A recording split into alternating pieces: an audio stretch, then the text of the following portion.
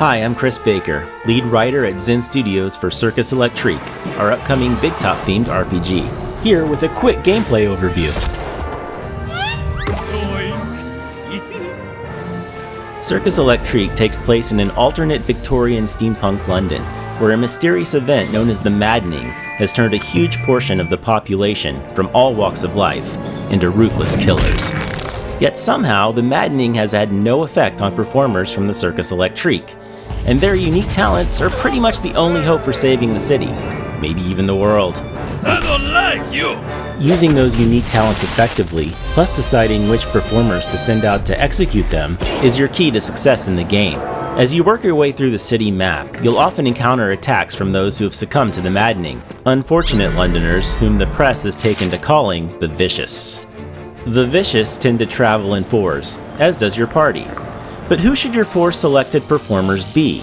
By the end of the game, you'll have 15 classes to choose from, each with their own specific methods of fighting, defending, and watching out for their friends. Some much more ideal for certain of those tasks than others. Here we have a strong combination of performers you may set forth with early on. A strongman who, as they'd say in 1899, offers a mighty kerwallop. A clown who specializes in the healing power of laughter. An escape artist, also adept at the art of capturing enemies in place. And of course, a fire blower, who blows freaking fire. Notice how they're positioned.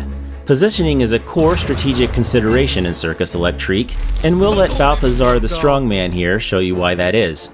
As you can see from the dots right here, Balthazar quite likes it here in the first position, and all but 2 of his skills can be used here. He can only use his spine breaker attack here in the first position or in position 2. And if he lands it, which is not a sure thing, mind you, it'll need some crippling damage to one opponent. But what if it makes more sense for him to be able to put the hurt on multiple enemies in one move, if for substantially less damage? His boomerang skill can do that, but he'll need to move back to position 3 or 4 to use it. It may cost you a couple turns to move Balthazar to position 3 from the front, but maybe it's worth it. Or maybe it's not. Such moments of strategy are entirely up to you as the player. You're very flammable! Certain character types have skills that can rapidly affect positioning, both within your party and against the vicious. Positioning is part of your enemy's effectiveness too, after all. Another thing to consider is the devotion level of a performer, which more or less equates to the character's morale. If they're feeling devoted, their attacks will land more often and strike harder. Nice and heavy! See that electrical effect? It intensifies the more devoted your character is. If they're grumpy though, you'll need to cheer them up through other actions, such as using specific devotion-related skills or devotion-enhancing items, like that brand new tasty beverage known as cola. Better than a bandage. Otherwise, you're not going to be too happy with their results.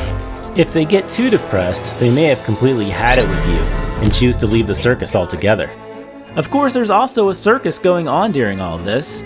The show must go on after all. And planning a performance is also very important to earning the resources you'll need to figure out how the maddening started and how to stop it. Thank you for joining me today. Be on the lookout for Circus Electrique when it hits PC and all your favorite consoles later this year.